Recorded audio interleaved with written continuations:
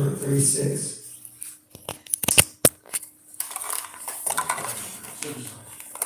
35, sorry. Last minute, I said. Tatrapi moksha evarta.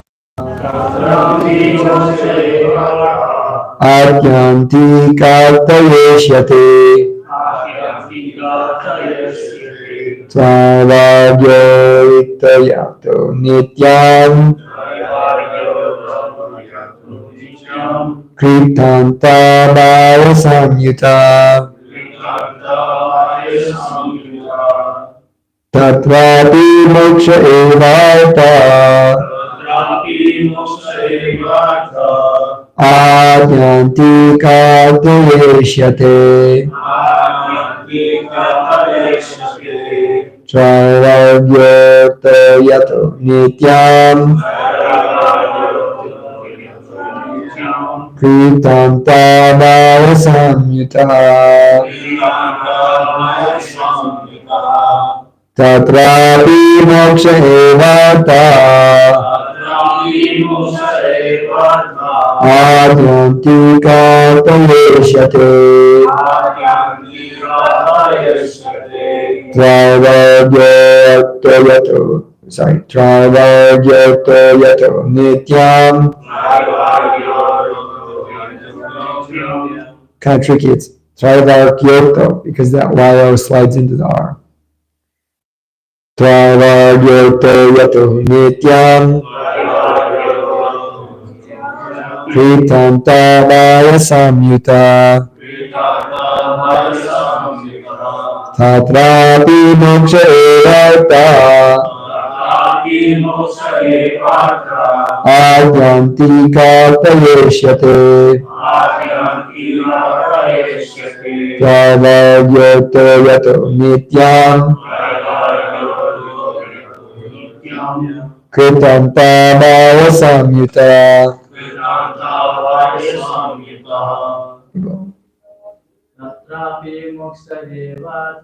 Tatrapi moksha evarta. Adyanti kartayeshyate. Traivagyoto yato nityam. Kritanta bhava samyuta. Tatrapi moksha evarta. Tatrapi moksha evarta. Adyanti kartayeshyate. Adyanti kartayeshyate. Traivagyoto yato nityam. Traivagyoto yato nityam. Kritanta bhava samyuta. Kritanta bhava samyuta. Okay, we're going to go the word for word a little early because time is thin. Let's have one Mataji read. Tatrapi moksha evarta.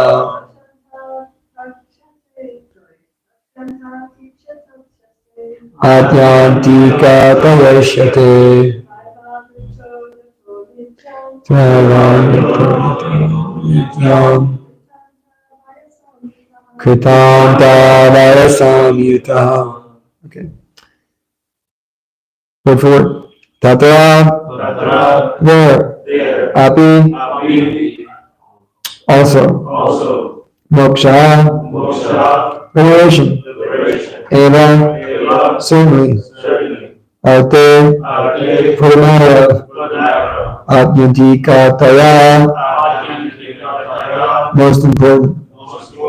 Ishyate. Taken in that way. Traivagya. And three others. Namely religion, economic development, and sense gratification.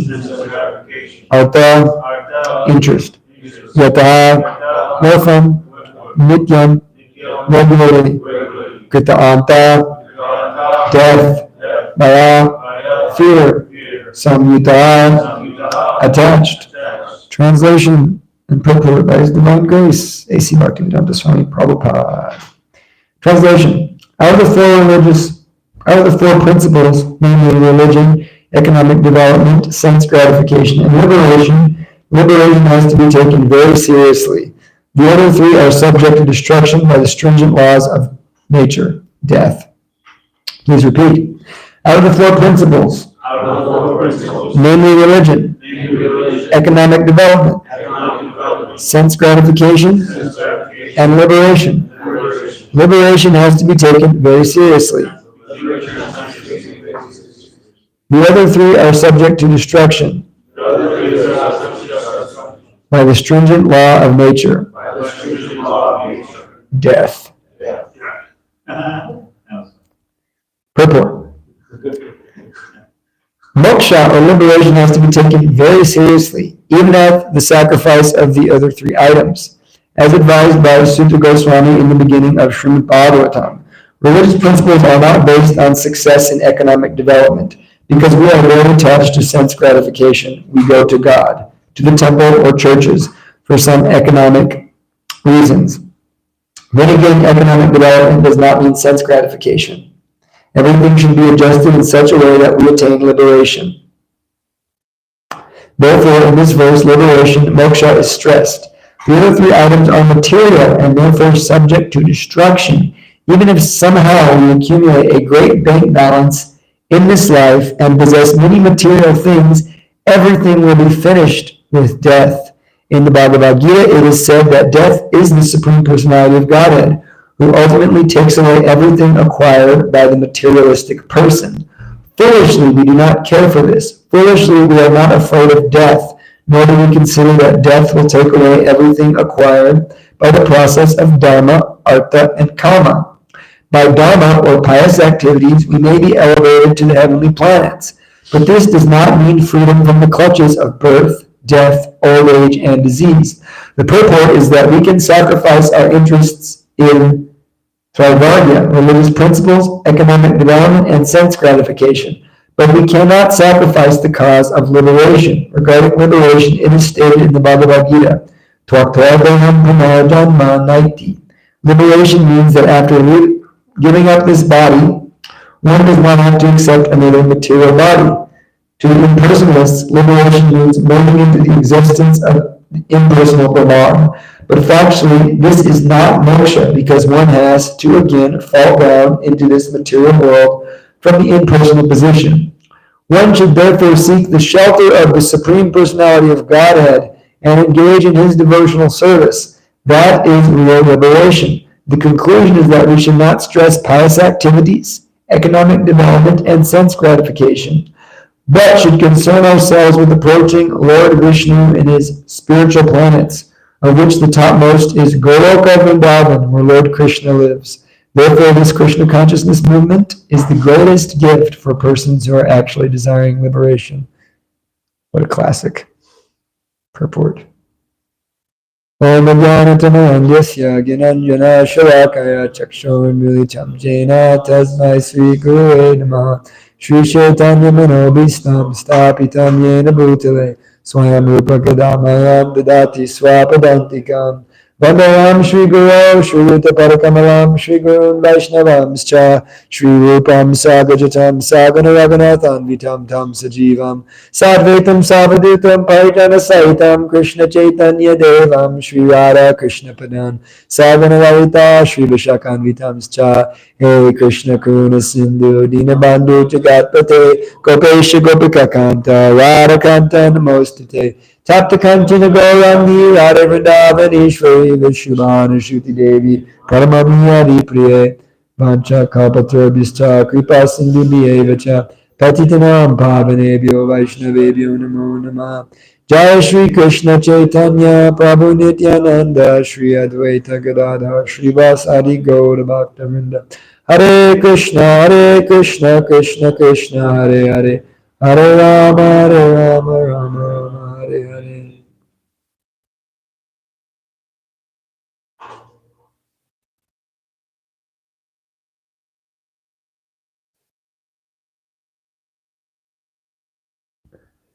Are you an administrator on the Facebook?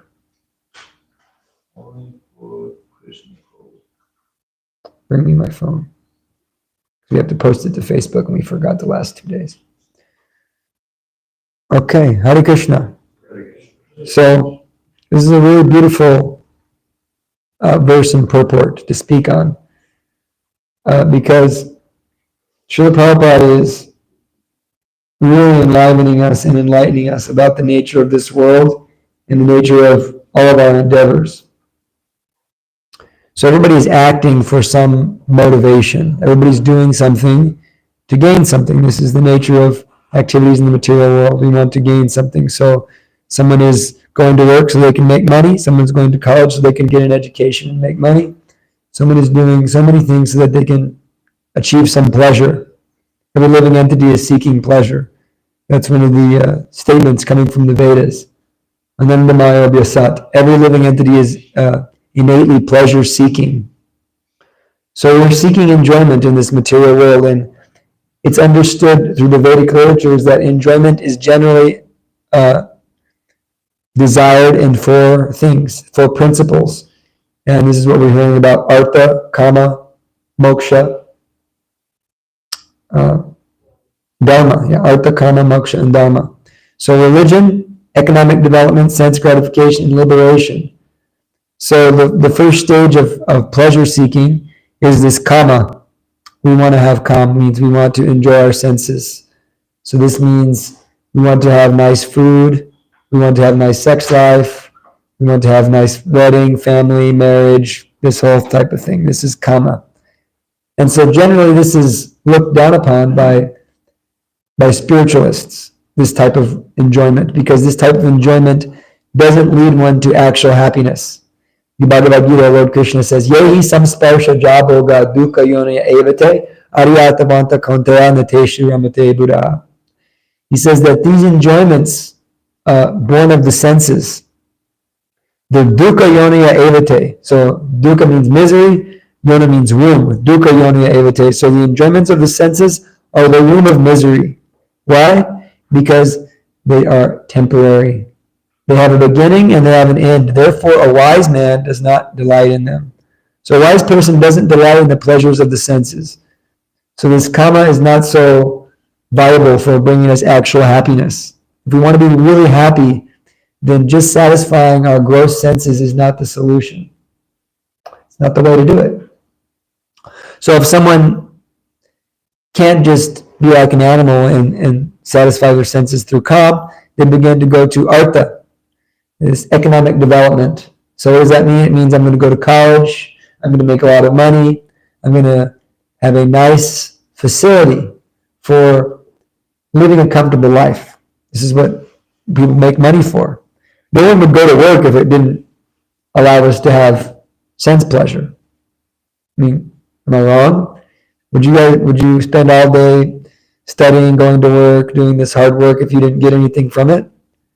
No. So this money, this economic development is something that we do in order to achieve a type of sense gratification, because then we can have a comfortable life. But ultimately that doesn't make us happy either, because, we spend so much time making money, so much time trying to enjoy our senses through that facility, that we waste our life. We don't ever have a moment to live. And it doesn't give us real happiness either. It's very frustrating, actually. We're always in the game, or the rat race, they say in America. You're always trying to get ahead. And so this economic development is not the source of happiness. And then dharma. So if someone is not interested in satisfying their senses like a dog or cat, kama, or going through the economic development, satisfying my senses by making money and earning my sense gratification, that I may try to have sense gratification by going through dharma.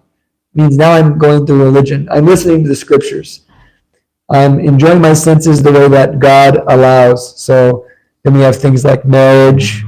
We have nice facilities for enjoying our senses through religion. That means God is providing all of my enjoyment, and I'm very religious for that reason. So we go to the temple, we bow down to Lord Krishna, and we pray, my dear Lord, please help me with this, please help me with that, help me pass this test, help me make some money, help me do so many things. Let me have a good son, good wife, good husband, and so forth. And so this is very pious. Krishna says that there are 4 types of pious people who surrender unto him: the Artha, the Artharti, the Jigyasura, the Jigyasur, and the Jnani. So 4 types of pious people come to God, Krishna explains in the 7th chapter of Bhagavad Gita. So one of those is the Artharti, he who is seeking just money. They go to God, my dear Lord, please give me money. Someone who's in distress, my dear Lord, please help me with my distress. And someone who is just curious. I'm curious. I want to know about Krishna. I'm going to go to the temple and learn a little bit. And then someone who's actually seriously seeking the absolute truth. Someone who's a very serious seeker of knowledge, a jnani. So all 4 of those people come to God, and Krishna says they're all magnanimous souls. They're undoubtedly magnanimous, Krishna says. Because why? Because they're going to God. This is a very, very wonderful thing to approach God for our desires. But that also doesn't always give us happiness. Just because we're going to God, it does not mean that it's going to make us happy. So we have to know how to go to God. What do we actually want to get from God? So then we go into liberation. Liberation is the next stage. So Dharma, Kama, Dharma, Artha, and Moksha. So liberation. So liberation will give us actual happiness, or at least give us real peace. There's something even higher than liberation, though, in one sense. And Srila Prabhupada alludes to that in this purport. And we'll speak a little about that. But liberation has to be taken very seriously. This is what Sanat Kumara is saying in this verse. Sanat Kumara, one of the great original sages in the universe, that were the original sons of Lord Brahma, is speaking to Prithu Maharaj, the great king. And he is saying that liberation has to be taken very seriously. The other 3 are subject to destruction by the stringent law of nature, death. So at the time of death, one loses all their artha. One loses all their kama before death, right? Because an old man can't enjoy anymore. He can't barely eat, definitely can't enjoy sex life, definitely can't enjoy, any facility for enjoyment, actually. So old men, they can't enjoy. They try to still enjoy, but they can't. So that is also destroyed by time. And then Dharma, even Dharma is destroyed by time, because what you're getting from Dharma, from going to the temple and being very pious, is also destroyed. So we want the real thing, which is becoming free from this material entanglement. Therefore, Krishna says, Sarva Dharman Prityaja. What does that mean? Abandon all Dharma. Sarva Dharman Prityaja. Mam Ekam Sharanam Brajaha. Mam Ekam means Krishna is saying, make me number 1. Mam Ekam. Make me number 1. So if we want to actually achieve this liberated stage, we want to cease this cycle of birth, death, old age, and disease, then Krishna is explaining, Mam Ekam means 1, right? And Mam means me. Mam Ekam, make me number 1. So the goal of our life is not this, these material things. Because even the dogs are getting these material facilities. Everybody in the whole world, everybody is having some kama. Everybody's having some dharma. Even the demons have a dharma. They have some religion they follow. So there's different levels of religion. So the highest religion is this Krishna Bhakti, Vishnu Bhakti. Krishna explains that, right? The perfection of all religion is Raja Vidya, Raja Guyam, Pavita Mitamuttamam, Pratyak Savagyamam Dharmam. It's the perfection of Dharma, Krishna says. So everybody has some religion. Even the demoniac people, they're worshiping, the devil. Or people worship in so many dark ways. So there's always some religion. But that is not the end goal either. So Krishna says, abandon all these religions, sarvadhamma prityaja, and just make me number 1. Mamekam sharanam brajaha. Aham tvam sarva papebhyo. I will relieve you of all your papa, your sin, your sinful activities, all your bad karma. I will just take it away. Moksha shamma sutra, and you'll become liberated. So if you really want to become liberated, we have to surrender to Krishna. So why should we come back? Why should we accept death? Why should we accept birth? Why should we accept old age? Why should we accept disease? We don't have to accept these things.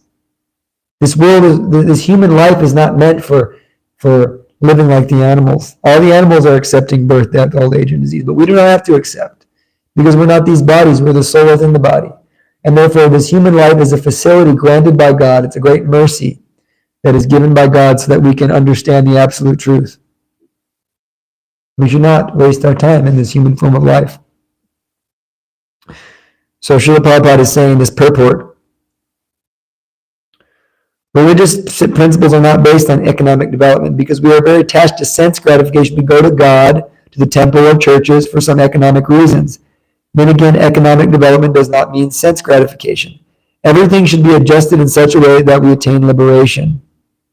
Therefore, in this verse, liberation, moksha, is stressed. The other three items are material and therefore subject to destruction.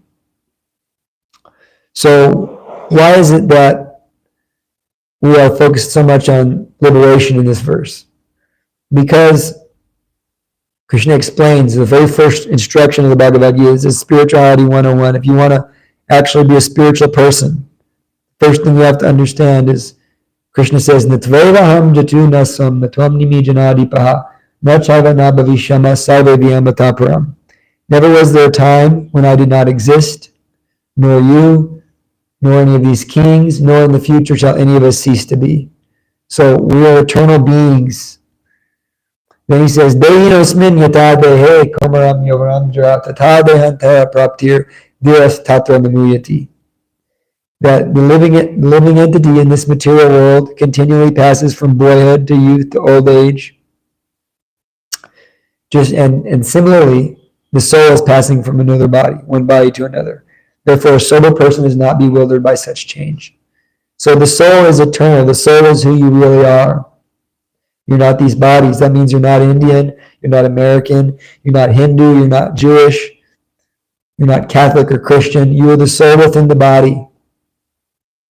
And the soul within the body has the same qualities as God. Is Sat Chidananda, means that if you're functioning, if you're actually functioning as a soul, if you're actually living as you really are, if you're being who you are, everybody says to be yourself, right? You hear that. Be yourself.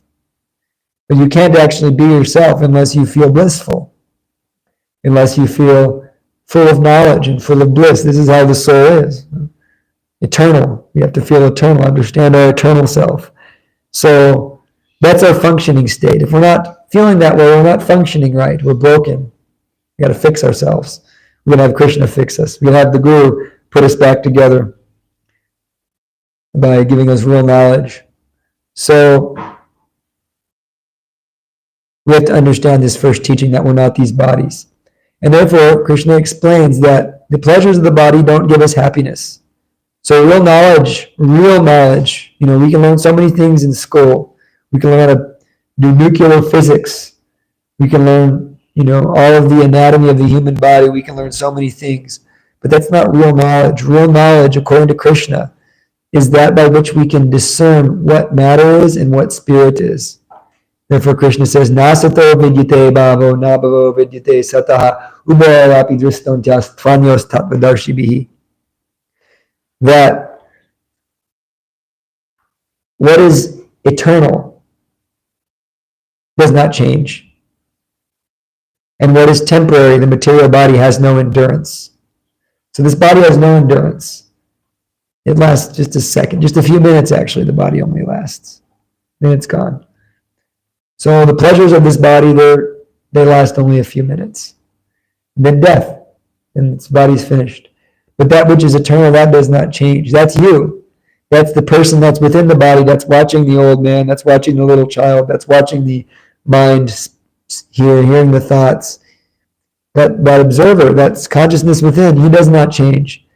And so liberation means living on the platform of him, being the soul, living as the soul. So, therefore, we shouldn't waste our time with these things that aren't going to give us any pleasure. It's a waste of time. We may have to engage in some material activities, but we should learn the proper way to live that we can achieve actual freedom from birth, death, old age, and disease. We don't have to take birth again. Many people are concerned about their past lives. You hear that a lot. Well, past life this, past life that. But so many people are not concerned about their future life. Where will you go after this body? It's a serious concern. And we'd be concerned if someone said, you're going to go somewhere tomorrow, but I'm not going to tell you where. I'm going to forcibly arrest you and drag you somewhere, and I'm not going to tell you where. And there's nothing you can do about it. There's absolutely nothing you can do about it. If I told you that, you'd be very concerned as to where is he going to take me tomorrow. But this is actually our situation.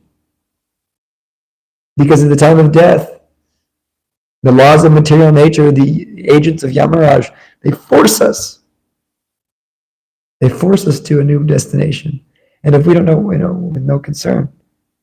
But if I say in this life that tomorrow, they're going to be, armed guards are going to march into your bedroom and forcibly put you in a potato sack and drag you to a new place, you'd be very concerned. So actually we should have that concern now.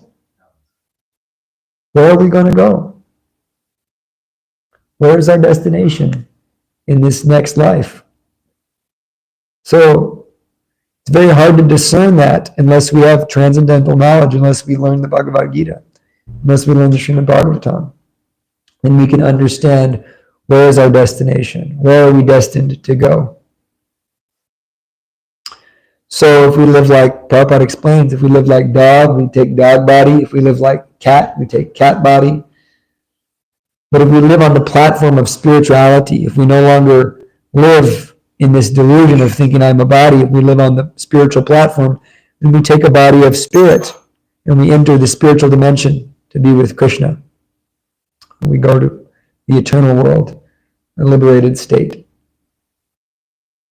So it's very important to take it seriously, and that's what is being spoken of in this verse.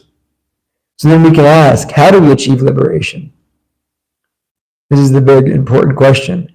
I understand, first off, we understand, okay, I'm not this body, I'm the soul from the body, and I've come to this I've realized the hard truth that I'm going to die.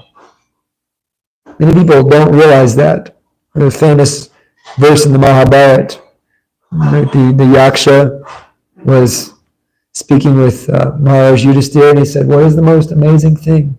The Yaksha asked him that question. Maharaj Yudhisthira said, the most amazing thing is that every day millions of people are dying, and that everybody is thinking, all the living people are thinking, this is not going to happen to me. They're not thinking about it. And Maharaj Yudhisthira said, this is the most amazing thing in the world. So everybody is dying. So big news, we're all going to die. You have to come to that knowledge, face that fact. And we're not these bodies, so we're going to have to take another body at the time of death. So how do we understand where we're going to go, and where do we want to go? So we already explained that this material world, there's no real happiness here. Krishna confirms this world as dukkhalam ashashvatam. It's temporary and full of misery. It's not real happiness here. It doesn't give us real satisfaction. And we know that deep down. Everybody really knows that. There's always something wrong. So no one is happy. The person after kama, he's not happy. He's very unhappy. Because his senses are always agitated. And no matter how many times you fulfill the sense desires, they're never satisfied. They just want more. Every single time. In fact, if you engage in sense gratification, it always gets worse. It's just like monstrous. Confirmed by Jamuna. So then the economic development, that is also not giving us any happiness. How happy can you possibly be? You're in the commute for 2 hours on the freeway. How happy can you be? Sitting in an office all day. How happy can you actually be? It appears that the birds are happier than that. They're not. They're always terrified that someone's going to come kill them, but it's not very happy. With Dharma, you're going to to the temple. You can get some happiness there, but it's still also temporary because you're only going to God for material things. So if you're going to God for material things, then that will also not bring us happiness. So the Prabhupada says liberation. Liberation. What does that mean? That means that we've realized I'm not this body. So no, I'm no longer suffering birth, death, old age, and disease. I'm no longer suffering these miseries of the body and mind. So is that real happiness? Is that real happiness? No, that's not real happiness either, is it? Because you've stopped suffering, but that doesn't necessarily mean you're happy. So Prabhupada gives us he explains in this verse, he explains what is real liberation and how do you get it. So one should therefore seek shelter of the Supreme Personality of Godhead and engage in his devotional service. That is real liberation, Prabhupada says. And if you go back a while, he says, liberation means that after giving up this body, one does not have to accept another body. So it means we're finished taking birth again. To the impersonalists, and what's an impersonalist? An impersonalist is someone who believes liberation is just like an impersonal thing, just like going into the light, becoming one with everything, that type of nonsense. To the impersonalist, liberation means merging into the existence of Brahman. But factually, this is not moksha because one has to again fall down into this material world from that impersonal position. So if one attains moksha in that way, they always still come back because we already explained, it's in the Vedas, the living entity, Ananda Maya Bhashat, the living entity needs pleasure. We need love. This is our nature. Everybody's seeking love. And in the impersonal Brahman, there's peace. There is shanti. But there's no love, because love means we're having a relationship. So we're all seeking relationships in this world, and once we get burned out with all our relationships, we fought with our wife so much, we fought with our parents, it wasn't satisfying. Even if it was good, it still wasn't ultimately satisfying. So then we die, we always say, I'm going to get liberated now, I'm going to merge into everything, I'm done with relationships, I'm becoming an impersonalist. And then, even then, after so long, I'm bored, I want some relationship. So you come back here to have friends, have wife, have children, have parents, have bosses, have servants. You come down to have relationships. But that also doesn't satisfy us, these material relationships. So this impersonal moksha is not liberation. So one should therefore seek shelter of the Supreme Personality of Godhead and engage in his service. So real liberation means love of Krishna. When one learns to love Krishna, they're on the liberated platform. When one actually understands they're not this body, if we can actually really understand what I am, if I can understand myself as the soul, that means I have to engage in devotional service. I have to have a relationship with Krishna, with God. Krishna says, Bahunam Jamanamante Gyanavam Mam Prapadyate Vasudevam Sarvamiti Samahatma Sadirlabaha.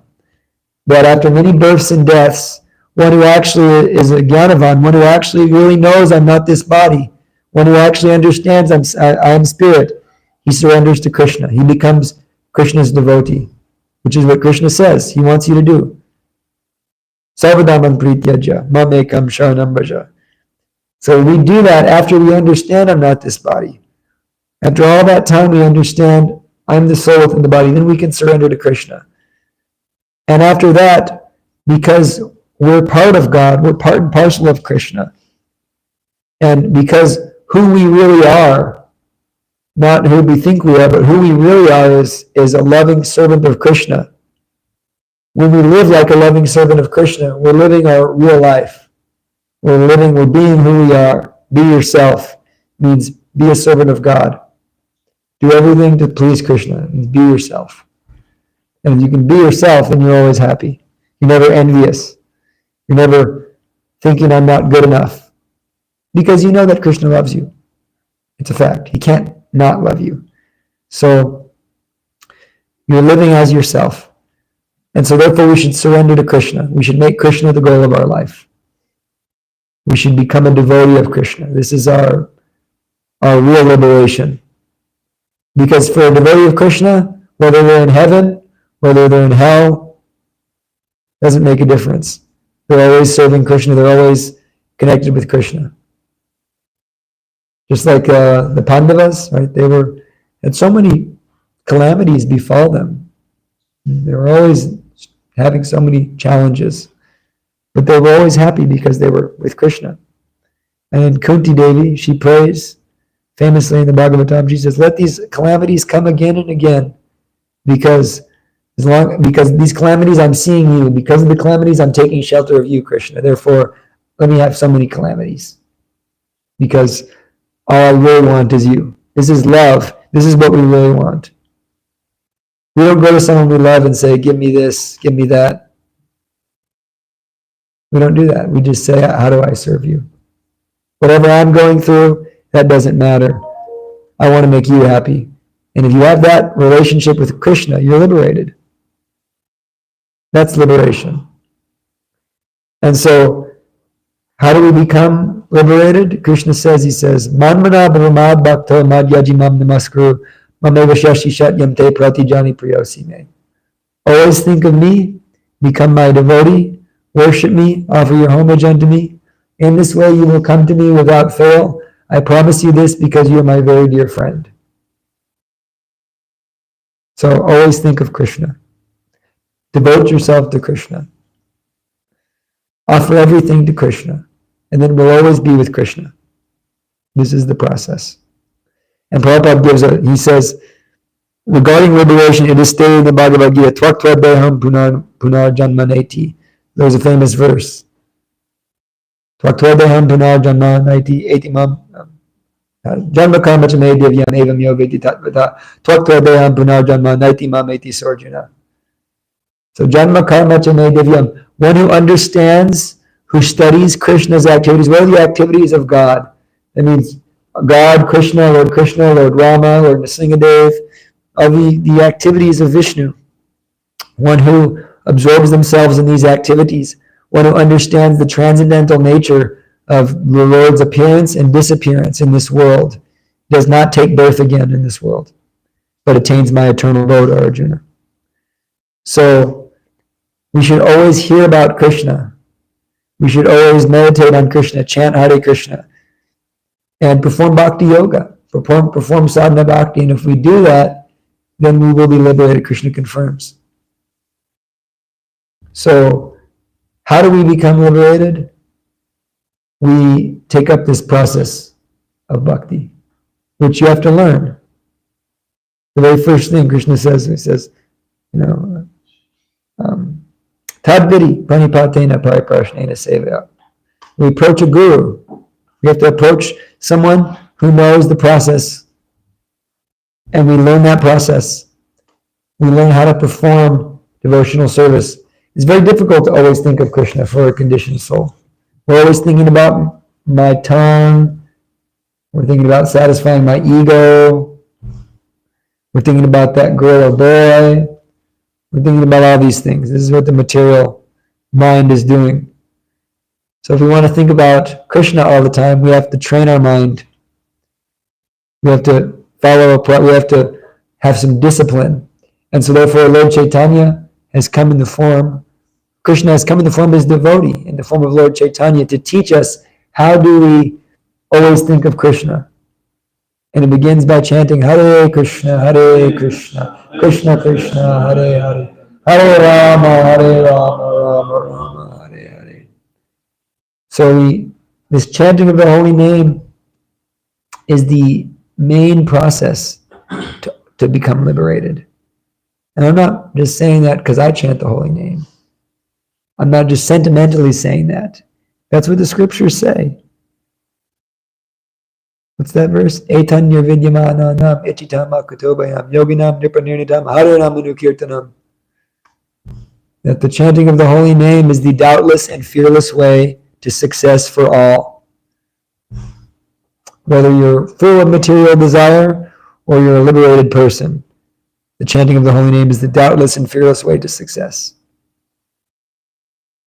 So that's in the Bhagavatam. I think that's the second canto. Forgot the verse. Second canto verse though. So yeah, we should learn how to chant properly, learn about Krishna's pastimes. If you hear Krishna's pastimes, if you hear about Krishna's activities, and especially Lord Chaitanya's activities in this age, you hear about the activities of the devotees, you take Krishna prasadam, you follow a disciplined life, regulative principles, then we can achieve liberation. We can go beyond this material body. It's very easy to achieve liberation for a devotee. It's actually just flatly asked by Arjuna, what is better, meditating on the impersonal or performing loving bhakti yoga to you, performing devotional service to you? Krishna says, both are good for liberation, but of the two, devotional service is better.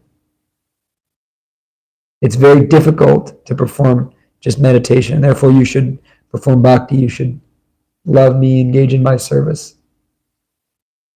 And he confirms this in so many places that if we're doing this process of always thinking of Krishna, mam chayo vyabhyacharena bhakti yogena sevate sagunan samati yaitan brahmabhuyaya kalpate, that one who engages in devotional service, sagunan samati yaitan, they're above the gunas, they're already liberated. So it's very difficult to cross this ocean of material suffering. It's very difficult, but Krishna says, for one who surrenders unto me, he can do it. And it's extremely difficult in the age of Kali. It's practically impossible to free our mind from all these material things. But if we chant Hare Krishna, which is the actual scriptural process for achieving real happiness and real liberation, if we just simply take up this process of chanting, take up this process of reading the Bhagavad Gita, the Srimad Bhagavatam, come to a temple where there's devotees and take prasadam, if we just do these things, we will achieve success. That's the mercy of Lord Chaitanya in this age, that he says you can go back home, back to Godhead, just simply by following this. It's Kevala Ananda Kanda. It's simply joyful, this process that Lord Chaitanya's brides. It's joyful at every step. So we hear about, I grew up Christian, and then hearing first exposure to Eastern things was hearing about the Buddha. Right? The Buddha, was like, man, he sat under a tree for 40 days and 40 nights. And even Jesus went into the desert for 40 days and 40 nights. I was thinking, I don't know if I can do that. As I was thinking, this enlightenment thing is a pretty big deal. But, and then you hear about these great munis and yogis are meditating for years and years and years, living in a cave. I don't think I can do that. And so when I read the Bhagavad Gita, I was really amazed because I saw that Arjuna had the same issue. Krishna was speaking, and Arjuna said, I can't do this, Krishna. I can't go into the forest. I can't do any of these things. So Krishna says, that's okay. Tasmat sarveshu kaleshu mamanusmaram yudyacha maya pita manobudhir mameva shashisham shayaha. Just perform your prescribed duty, do whatever you do. If you're a fighter, fight like Arjuna was a fighter. Do your prescribed duty. You're a householder, you raise your family, do whatever you do. But always think of me in the form of Krishna. With your mind and intelligence fixed on me, you will attain me without fail. So this is the easy process. And how do you fix your mind always on Krishna? You take a serious promise to chant Hare Krishna every day. And you avoid those things that bring your mind away from Krishna, and you do this process. And it's easy. One can achieve liberation very easily. And you can feel it. You can feel yourself becoming liberated from all the Maya. So, anyways, thank you very much. Do you have any questions or comments? It's very short, Prabhu. On the subject of personalists and impersonalists. So yesterday I was watching an old video of Malati 30 years ago, the younger edition of Malati.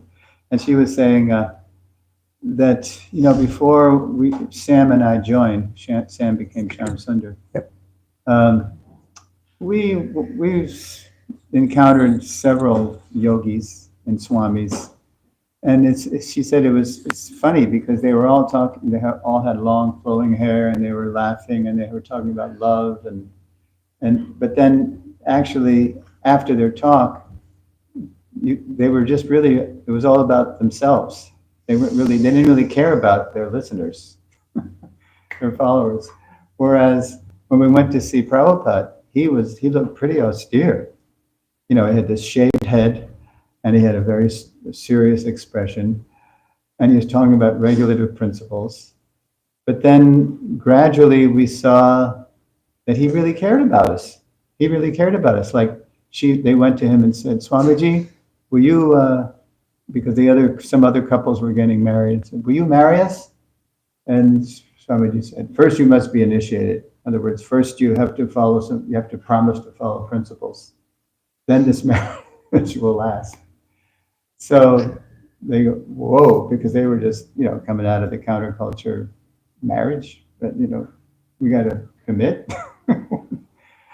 So they said, "Okay," because they could see that he actually cared, that he wanted the marriage to last. So then they got married, and then she said, the more and more we got to know Swamiji, the more we saw that he was like a parent who really cared about his children. So that's personalism. Well, right, because the everybody, all those, we heard about the karma, dharma, karma, moksha, nartha. We heard about these things. They're all selfish, right? The kami, he wants to fulfill his desires. The one who's going to dharma, he's going to God for so many things. And even if you want liberation, that's still about me. I want liberation. But the devotee, he's already liberated because he's thinking, I just want to serve Krishna. And he's not even thinking about himself. He's just thinking, I want to love Krishna. And because of that, he's liberated. You're liberated is just a little, it's not even a big deal for a devotee. It's a little thing. It happens, but they're more concerned with pleasing Krishna. And if you're going to be concerned about loving Krishna, you have to care about everybody else also. So the devotee, he's the only person who's factually selfless. Because even those who appear very selfless in the material world, they're doing it for some aggrandizement. It's like, I'm building this big hospital and I want my name right on it, or look at me, I'm such a good person, or I'm serving my whole country, but my country, that's still an extension of me. So those people who are after these things, they have selfishness. But the devotee, one who becomes a devotee of Krishna, especially a devotee like Srila Prabhupada, they're completely selfless. They only care for the spiritual well-being of others. So. And another person on the DVD was Chitsukananda Prabhu. And so Malati's memory was 67, and he was 77. And he, in Prabhupada's last days, he went to see Prabhupada. Yeah. And he was surprised Prabhupada even remembered him. And then Prabhupada was practically a skeleton, his body. And so Chitsuk said, but he was just, there I am coming to see him. And then he's asking all about me. How are you doing? And it's like he's not absorbed in some withering away body. He's like, how are you? And Chitsukananda was like, whoa, this is too much. This is real love. He's just concerned with the welfare of others. Yeah. Jai Srila Prabhupada. Thank you, Prabhupada. It's very beautiful. Share. Any other comments, questions? Andrika, Kanti. For householders that have to work to maintain the family unit, what is the process to have bhakti right in the center of the core of the relationship for the whole family to obtain liberation, moksha? The beautiful thing about Krishna consciousness is the householders, the brahmacharis, the sannyasis, we're all chanting Hare Krishna. We're all taking prasadam. We're all going to the temple, worshiping the deity. The process is the same. Chant Hare Krishna and stay out of nonsense. But it's just as bona fide to be a householder and do your service of raising a family, going to work, taking care of them, as it is for the brahmachari to clean the temple, to cook in the kitchen, But the thing is that we're all chanting Hare Krishna. We're all taking prasadam. We're all following four regulative principles. That's the beautiful beauty of bhakti. And so wherever one's at, it's just a matter of being serious and chanting Hare Krishna and staying out of nonsense. The challenge comes in, and it's like, the householders, sometimes they don't get along with each other, but sometimes the ashram, you don't get along with others too, the brahmachari ashram. So either way, there's so many challenges. We have to just be serious devotees. Like Bhaktivinoda Thakur was, 14 children. That he said, when I go home, my house is by Kunta. My house is Goloka Vrindavan because always chanting. And you hear, we'll end here, but there's a famous story in the Chaitanya Bhagavat where Chaitanya was a sannyasi and he went back to Navadvip, to Srivas's house, and he started looking around and said, Srivas, what do you do? You have all these kids, and you don't go to work, and you just pretty much, what do you do? And Srivas clapped his hands 3 times. He says, what are you doing? He says, I clap my hands 3 times and I don't have enough. I'll fast for a day. And then after that, if I don't have enough, I'll drown myself in the Ganges. He had so much faith in God that because he was chanting Hare Krishna, that God would provide, that he said that after I clap, it'll always be there. And in Lord, of course, we're not Srivas, we can't imitate, But Lord Chaitanya said, Srivas, I declare that Lakshmi Devi will starve before your house is empty. So the idea is that, because, like Jesus said, seek God and everything else will come. So these are serious devotees. And then we're fulfilled, Krishna will fulfill somehow or another. We're devotees. So, yes, and it's described, Vrindavan Das Thakur describes how Srivas and his whole family would do kirtan all day. And somehow or another, the Lord would always provide. So the Lord is providing. We all have to work. I'm working hard. We're all working hard somehow or another. And the householders working hard, but it's ultimately Krishna providing. So we just do whatever prescribed duty comes to us, and we live. We should always think of Krishna. Srimad Bhagavatam ki.